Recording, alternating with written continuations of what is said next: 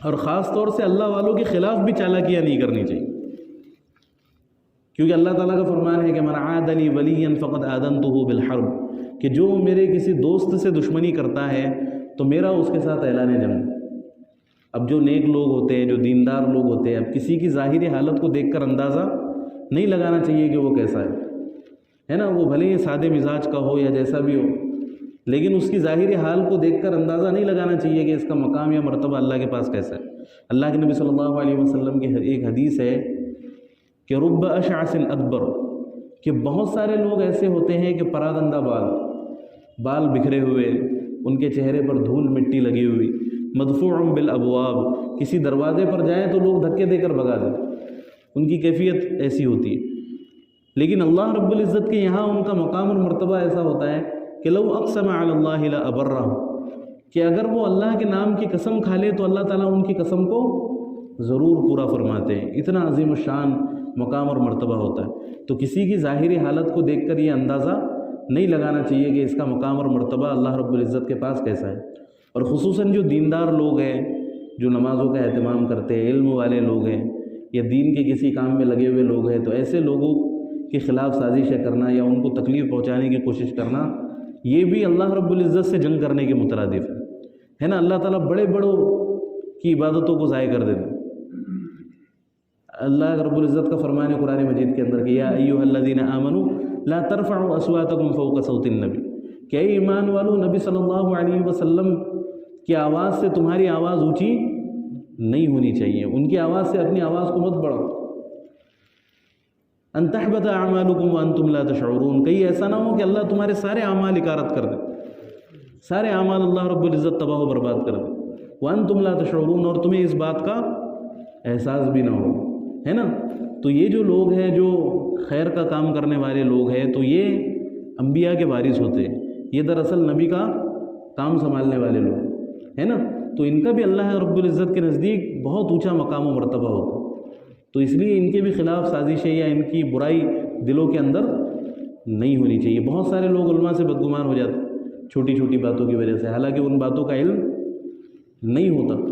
تو کسی پر انگلی اٹھانے سے پہلے سب سے پہلے اپنا کردار انسان کو دیکھ لینا چاہیے کہ بھائی میں کیسا ہوں، اور پھر یہ بھی سوچ لینا چاہیے کہ بھائی سامنے والے کی سمجھ کیسی ہے، اس کا مقام کیا ہے، اس کا مرتبہ کیا ہے، اس کا علم کیسا ہے، اس کے بعد انگلی اٹھانی چاہیے، ہے نا، کسی کے اوپر، بلکہ انگلی اٹھانی ہی نہیں چاہیے۔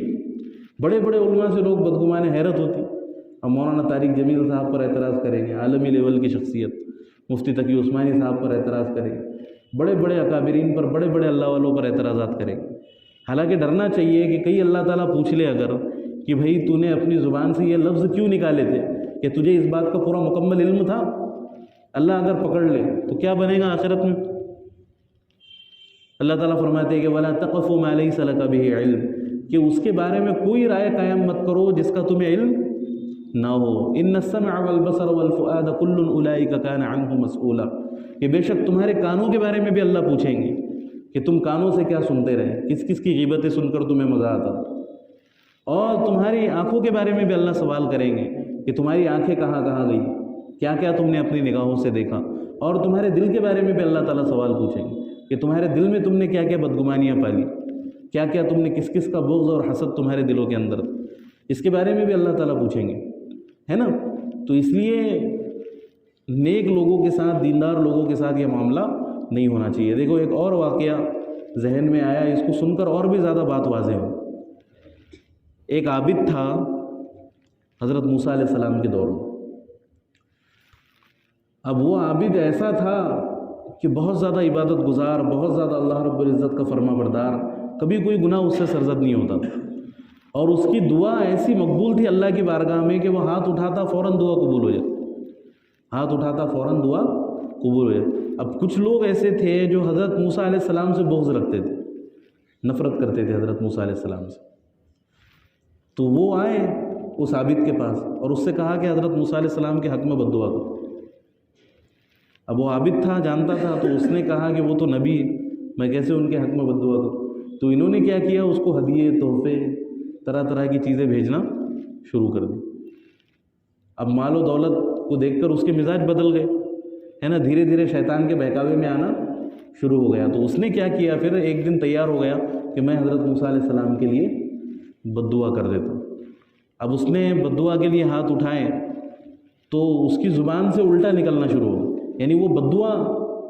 دینا چاہ رہا تھا لیکن اللہ رب العزت نے اس کی زبان سے حضرت موسیٰ علیہ السلام کے حق میں رحمت کی دعا نکالی۔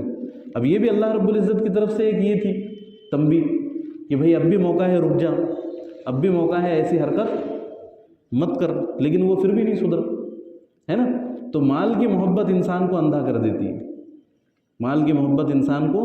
اندھا کر دیتی ہے، پھر اسے اپنا بھلا یا برا سمجھ میں نہیں آتا، لیکن پھر بھی نہیں مانا۔ پھر اس نے ہاتھ اٹھائے، دعا کی حضرت موسیٰ علیہ السلام، بد دعا کی حضرت موسیٰ علیہ السلام کے حق میں، تو اللہ رب العزت نے اس کو یہ سزا دی کہ اس کی جو زبان ہے وہ سینے تک لٹک گئی، اس کی زبان اللہ رب العزت نے سینے تک لٹکا دی۔ اور قرآن مجید میں اللہ رب العزت نے اس کا تذکرہ فرمایا کہ مثلہ کمثل الکلب یلہث ویترکہ صلدا، کہ اس کی مثال ایک کتے کی طرح ہے۔ اس کی مثال کیسی ہے؟ ایک کتے کی طرح، جیسے کتے کے دل میں دنیا کی محبت ہوتی ہے، کتے کے دل میں دنیا کی محبت ہوتی ہے کہ اگر اس کو ایک مردار بیل بھی مل جائے تو بھی وہ دوسرے کو کھانے نہیں دیتا، ہے نا، تب بھی وہ اس کے اوپر رال ٹپکاتا ہوا گھومے گا۔ اگر دو بیل بھی پڑے ہوئے تو دونوں پر بھی قبضہ کر لے گا، وہ ایک کو بھی نہیں کھانے دیں گے اس میں سے، اس پر بھی اپنی نیت خراب کریں گے۔ تو اس کی مثال اللہ رب العزت نے دی کہ اس کی مثال کیسی ہے؟ کتے کی، یلہث ویترکہ صلدا، کہ جس طرح کتا اپنی زبان لٹکا کر گھومتا ہے ہر چیز کو دیکھ کر، تو اسی طرح یہ بھی ایسے ہی گھومے گا، تو اس کا انجام یہ ہوا۔ تو کتنا بڑا عبادت گزار تھا، لیکن اللہ رب العزت نے پل بھر میں اس کی ساری عبادتوں کو ضائع فرما دیا۔ تو اس لیے نیک لوگوں کے خلاف سازشیں نہیں ہونی چاہیے، یا ان کے بارے میں دل میں برائی نہیں ہونی چاہیے، بلکہ ان کی محبت ہونی چاہیے۔ ایک اور حدیث ذہن میں آئی، اللہ کے نبی صلی اللہ علیہ وسلم نے فرمایا کہ کن عالما او متعلما او محبا او مستمعا فلا تکن الخامسۃ فتہلک، کہ تم یا تو عالم بنو، یا عالم نہیں بن سکتے تو علم کے سیکھنے والے بنو، اور یا علم کے سیکھنے والے بھی نہیں بن سکتے تو اہل علم سے محبت کرنے والے بنو، یا اہل علم سے محبت کرنے والے بھی نہیں بن سکتے تو کم سے کم ان کی بات کو غور سے سننے والے بنو۔ فلا تکن الخامسۃ فتہلک، اور ان چار کے علاوہ پانچواں کچھ بھی مت بنو ورنہ تم ہلاک ہو جاؤ گے۔ ان چار کے علاوہ پانچواں